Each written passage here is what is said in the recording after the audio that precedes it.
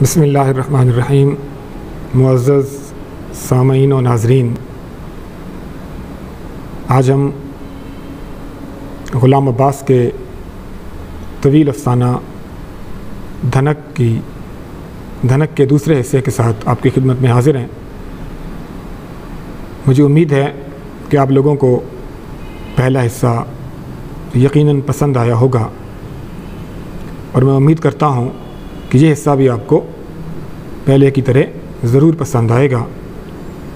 میری گزارش ہے کہ اس حصے کو سننے سے قبل پہلا حصہ ضرور سنیے گا، تاکہ سیاق و سباق کے مطابق آپ کو اس حصے کی اچھے طریقے سے سمجھ آ سکے۔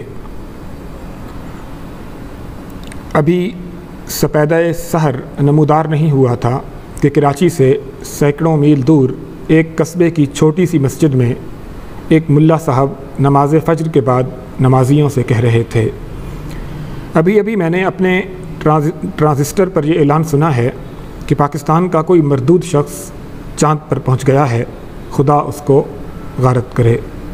برادران اسلام، یہ صریح کفر ہے کہ جن اشیاء پر مشیت ایزدی نے اسرار و رموز کے حجاب ڈال رکھے ہیں، انہیں سائنس اور نام نہاد ترقی کے نام پر بے نقاب کیا جائے۔ بھائیو، ہم نے اپنی اس چھچوری حرکت سے باری تعالیٰ کی جناب میں سخت گستاخی کی ہے۔ میرا دل گواہی دے رہا ہے کہ عنقریب ہم پر خدائے قہار کا غضب نازل ہونے والا ہے۔ گاؤں اور قصبوں ہی کے نہیں، شہروں کے ملاؤں میں بھی اس خبر سے ہلچل مچ گئی۔ چنانچہ ایک شہر کی درسگاہ میں ایک ملا صاحب، جو در پردہ شعر و سخن کا بھی مذاق رکھتے تھے، یوں نکتہ سنج تھے۔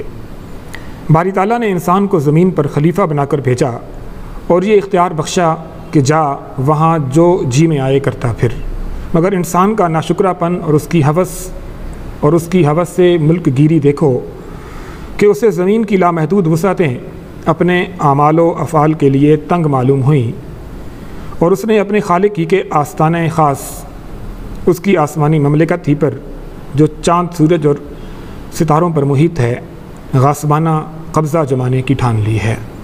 اللہ، انسان کے جنون نخوت کا کچھ ٹھکانہ ہے کہ اس نے فرشتوں کو تو صید زبوں قرار دے کر چھوڑ دیا، اور خود یزداں ہی پر کمندیں پھینکنی شروع کر دیں، نعوذ باللہ من ذالک۔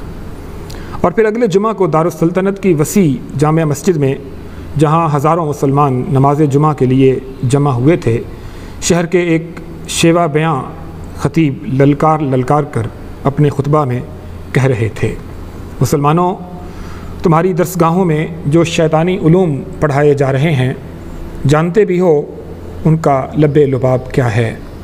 ان کا لب لباب یہ ہے کہ مادہ مثل ذات باری تعالیٰ ازلی ہے، یا ذات باری تعالیٰ نعوذ باللہ خود مادی ہے۔ تم نے دیکھا ان علوم نے رفتہ رفتہ کیا گل کھلایا۔ میرا اشارہ تسخیر قمر کی طرف ہے، جس کی خبر تم نے ریڈیو پر سنی اور اخباروں میں پڑھی ہوگی۔ ہماری حکومت جو مغرب کی پیروی میں لا دینیت کا شکار ہو گئی ہے، اپنی اس کامیابی پر پھولی نہیں سماتی، حالانکہ یہ سخت کافرانہ و ملحدانہ فعل ہے، جس کا مرتکب شریعت کی روح سے واجب القتل ہے۔ مسلمانوں، آج ہر طرف فسق و فجور کا بازار گرم ہے، زمین فتنہ و فساد کی آماج گاہ بنی ہوئی ہے، بے دینی، بے غیرتی، بے حیائی، فحاشی، عیاشی اور کفر و الحاد کا دورہ ہے۔ اللہ کا کلمہ نیچا اور کفر کا بول بالا ہو رہا ہے۔ زناکاری، شراب خوری اور قمار بازی دھڑے سے ہو رہی ہے۔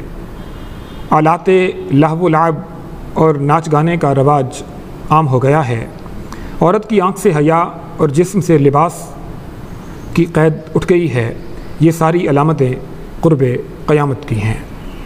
مسلمانوں، وہ وقت جلد آنے والا ہے جب کلام اللہ دلوں، زبانوں اور کاغذوں سے اٹھا لیا جائے گا، زمین جا بجا شق ہو جائے گی، سمندر ابل پڑیں گے، پہاڑ ٹکڑے ٹکڑے ہو کر تیز ہوا سے ریت کی طرح اڑنے لگیں گے، گرد و غبار اور آندھیوں سے جہانے گرد و غبار اور آندھیوں سے جہان تیرہ و تار ہو جائے گا، آسمان پھٹ جائے گا اور ستارے ٹوٹ ٹوٹ کر ریزہ ریزہ ہو جائیں گے۔ مسلمانوں، جاؤ گاؤں گاؤں، قریہ قریہ، شہر شہر لوگوں کو خبردار کر دو کہ انسان من حیث القوم توبہ و استغفار کر لے، کیونکہ قیامت آنے والی ہے۔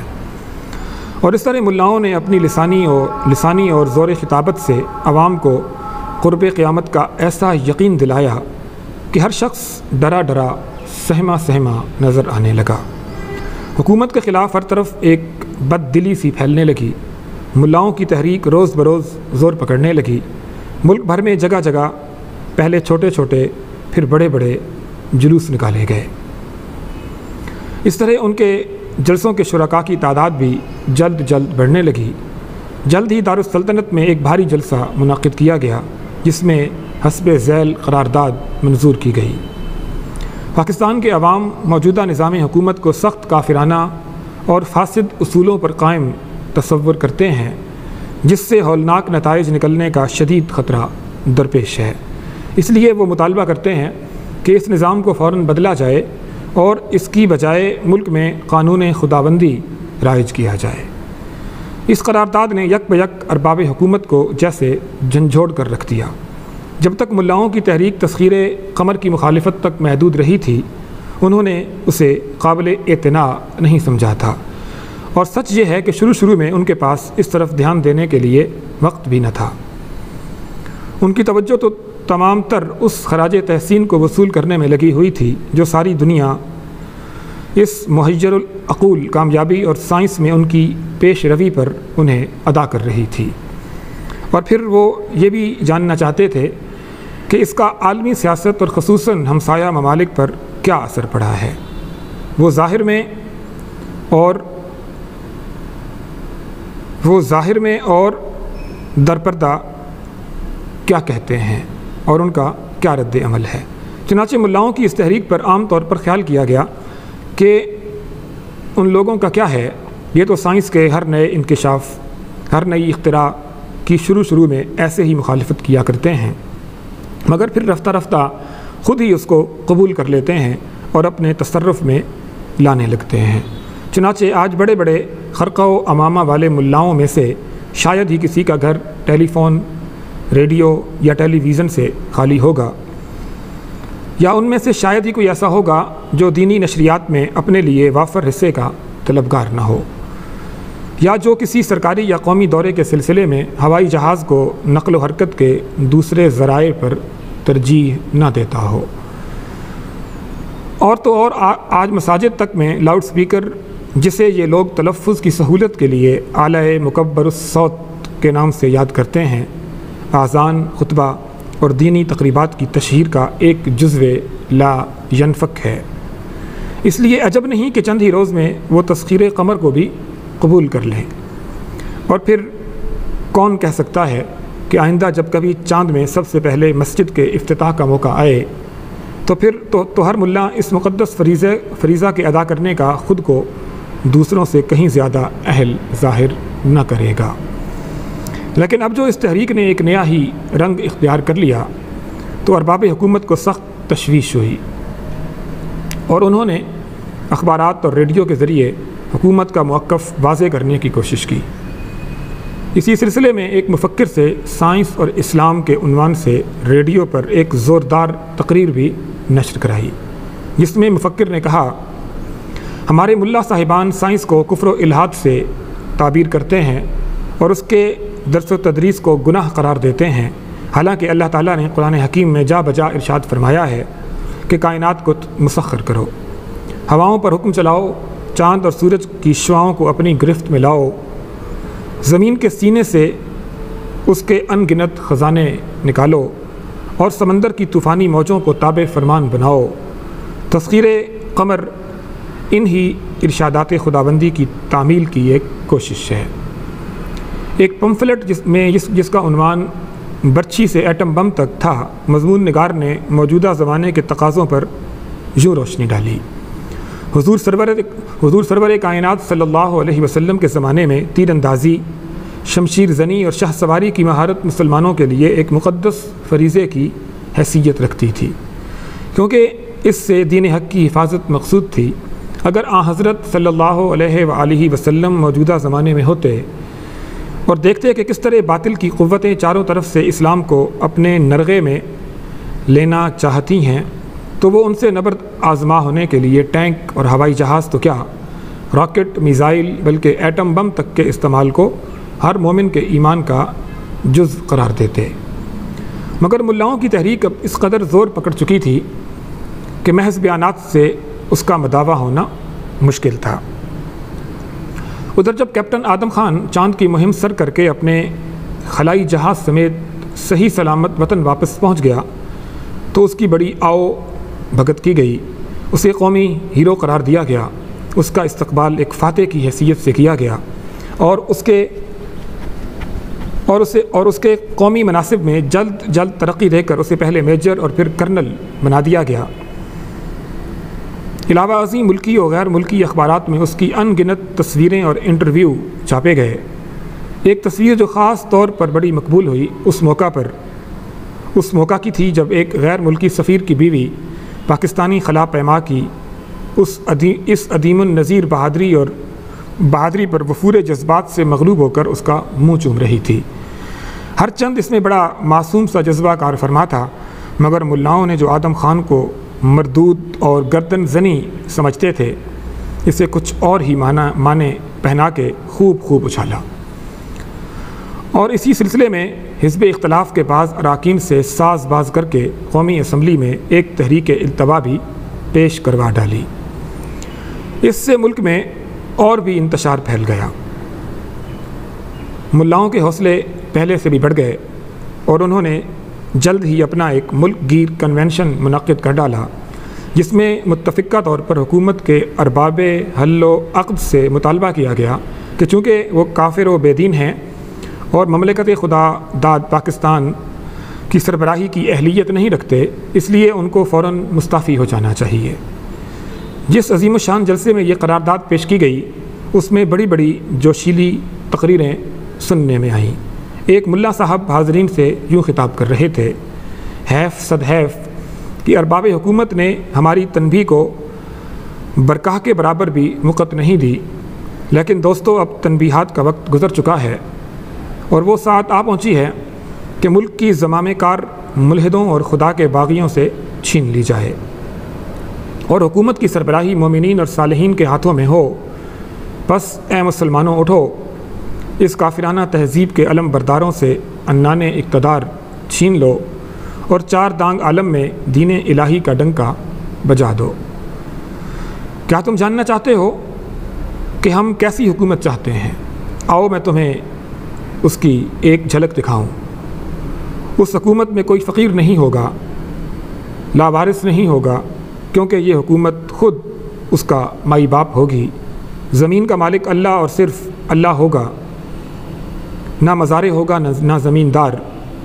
اگر ایسی بادشاہت چاہتے ہو تو مسلمانوں اس زور سے نعرہ تکبیر لگاؤ کہ ایوان کفر کے در و بام متزلزل ہو جائیں۔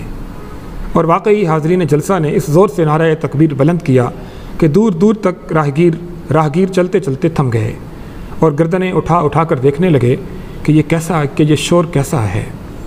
اس کے بعد ایک چھوٹے سے قد کے ملا، جن کی تقریر کا موضوع فی سبیل اللہ جہاد تھا، بڑے جوش سے اچھل کر کہنے لگے: ہم اللہ کے سپاہی ہیں، حکومت نے ہم کو سمجھا کیا ہے، وہ ہماری طاقت سے بے خبر ہے۔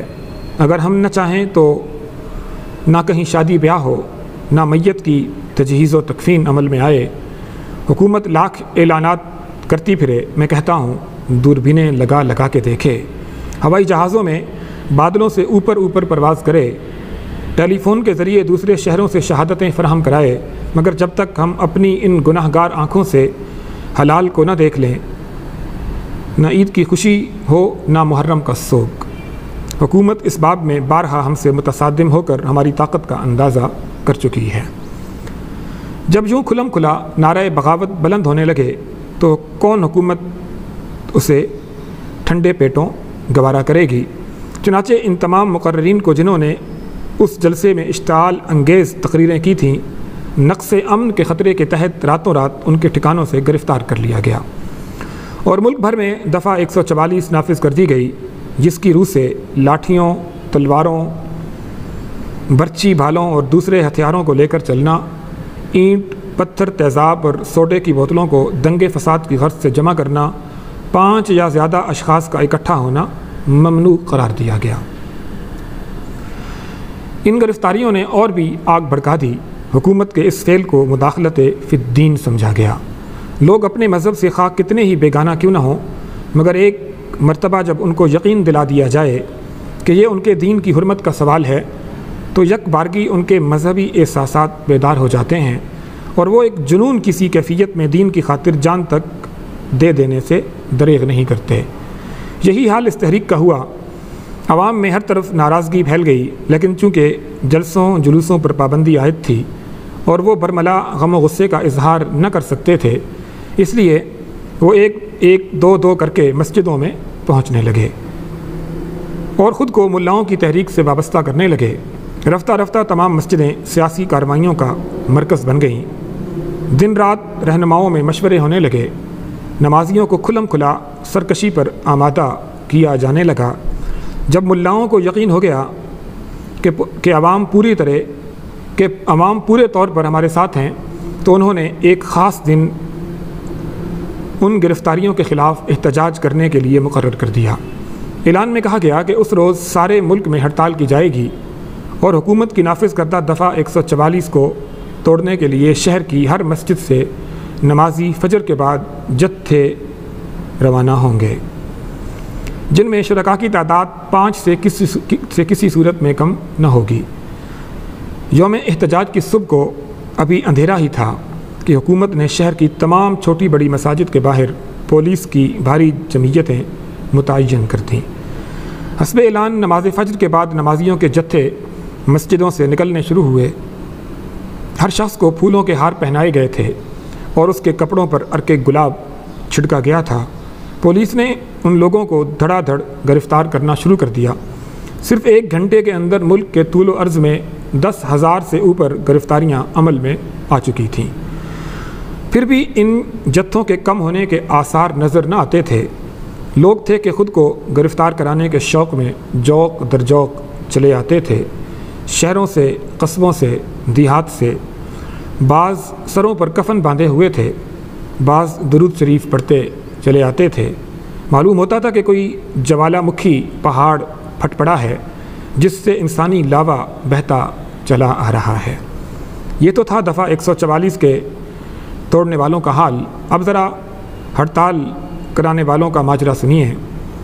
یہ لوگ، جن میں بہت سا عنصر غنڈوں اور آوارہ گرد لڑکوں کا شامل ہو گیا تھا، صبح ہوتے ہی بازاروں اور گلی کوچوں میں چکر لگانے لگے۔ رضاکاروں نے گزشتہ رات ہی کو شہر کے ہر حصے میں لاؤڈ سپیکروں کے ذریعے ہڑتال کا اعلان کر دیا تھا۔ نتیجہ یہ ہوا کہ بہت سے دکاندار فساد کے ڈر سے گھروں ہی سے نہ نکلے، اور اگر کچھ لوگوں نے پولیس کے اصرار اور حفاظت کی یقین دہانی پر دکانیں کھولیں بھی تو ہڑتالیوں کے مشتعل گروہ فوراً موقع پر پہنچ گئے اور لوٹ مار کی دھمکی دے کر دکانوں کو بند کرا دیا۔ اگر کہیں پولیس نے مزاحمت کی تو اس پر اینٹیں اور پتھر برسائے گئے۔ پولیس نے پہلے زیادہ سختی اختیار نہ کی۔ جب اس کے سمجھانے بجھانے سے ہجوم منتشر نہ ہوتا تو وہ ہلکا سا لاٹھی چارج کر دیتی، لوگ ادھر ادھر بکھر جاتے، لیکن تھوڑی ہی دیر میں پھر موجود ہوتے۔ رفتہ رفتہ دونوں طرف تندی اور درشتی پیدا ہونے لگی، حالات نازک صورت اختیار کرنے لگے۔ یہ ہڑتالی دکانیں ہی بند نہیں کرا رہے تھے، بلکہ بسوں، ٹیکسیوں اور رکشاؤں کو روک بھی رہے تھے۔ ان ہنگاموں میں 2 بسوں اور 8 رکشاؤں کو جلا دیا گیا۔ جن بسوں کے شیشے توڑے گئے ان کا تو کچھ حساب ہی نہ تھا۔ کچھ لوگوں نے سرکاری دفتروں اور غیر ملکی سفارت خانوں کا رخ کیا اور انہیں آگ لگانے لگے۔ حکومت کے لیے یہ بڑا نازک وقت تھا۔ جب پولیس کا لاٹھی چارج اور آنسو گیس اس سیلاب کو نہ روک سکا تو اسے گولی چلانے کا حکم دیا گیا، اور جب صورتحال پولیس کے قابو سے باہر ہو گئی تو فوج بلوائی گئی۔ یہی واقعہ کئی شہروں میں پیش آیا۔ ہر جگہ کرفیو لگا دیا گیا، مگر فتنہ و فساد اور بلوؤں کا سلسلہ ختم نہ ہوا۔ شام ہوتے ہوتے تقریباً 50,000 رضاکار گرفتار ہو چکے تھے اور سینکڑوں جانیں آتشیں اسلحہ کی نظر ہو گئی تھی۔ سامعین و ناظرین، یہ غلام عباس کے افسانے دھنک کا دوسرا حصہ تھا۔ امید ہے آپ کو پسند آئے گا۔ انشاءاللہ تیسرے حصے کے ساتھ آپ کی خدمت میں حاضر ہوں گے۔ آپ سے گزارش ہے کہ میرے چینل کو لائک کریں، اپنے دوستوں کے ساتھ شیئر کریں اور سبسکرائب بھی کریں تاکہ ہر نئی آنے والی ویڈیو آپ تک پہنچ سکے۔ مجھے اجازت دیجیے۔ اللہ حافظ۔